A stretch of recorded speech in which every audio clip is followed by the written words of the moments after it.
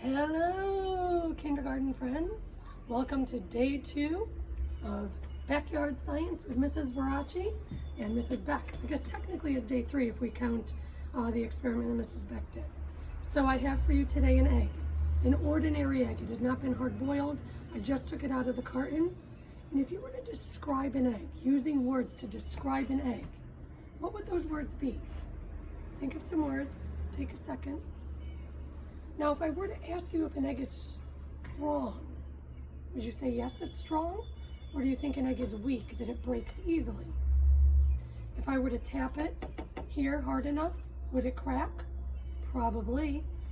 If I set my egg down and put a book on top of it, do you think it could hold the book? Lots of things to think about. But I'm going to put this egg here, and I'm going to bring these eggs over. I'm going to put 4 eggs total, spread out just like so on this newspaper. And I'm going to see if these eggs can be strong. I mean, a very light wind just blew, and this egg just blew across here. So it seems like it's a light egg with a weak shell. But let's see what happens when these 4 eggs are together. I'm going to take some books, and I'm going to place them on top of the eggs. And I'm going to see if these 4 eggs together can be strong and hold a heavy weight. I get nervous when I do this. I seem to pick all the messy experiments to do with you guys. There's 1 book. 2 books.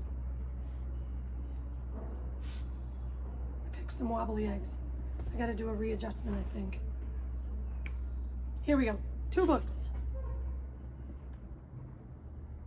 Okay. 3 books. Oh my gosh. 4 books.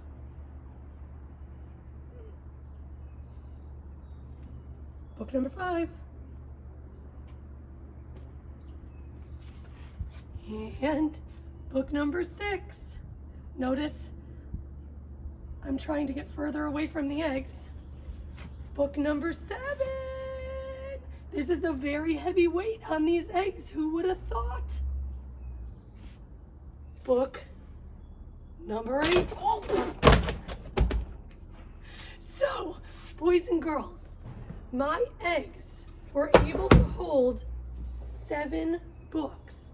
And if you look very closely, I got some neighbors watching our science experiment. If you look very closely, not all of the eggs broke. Only the 2 eggs on this side broke. These 2 eggs are going back in the carton and being used for breakfast later. So 2 things I want you to think about. Number 1, why do you think these eggs were able to hold such a heavy load? And number 2, why do you think the eggs on this side broke and these ones stayed just fine? So you can create a Flipgrid video. You can draw a diagram. You can do whatever you want to try to explain, or you could just talk to mom or dad about it at home if you don't have time to do any of the other things to let us know. But I hope you enjoyed learning something interesting about eggs, and look on Thursday for my explanation as to why this happened. Bye, guys.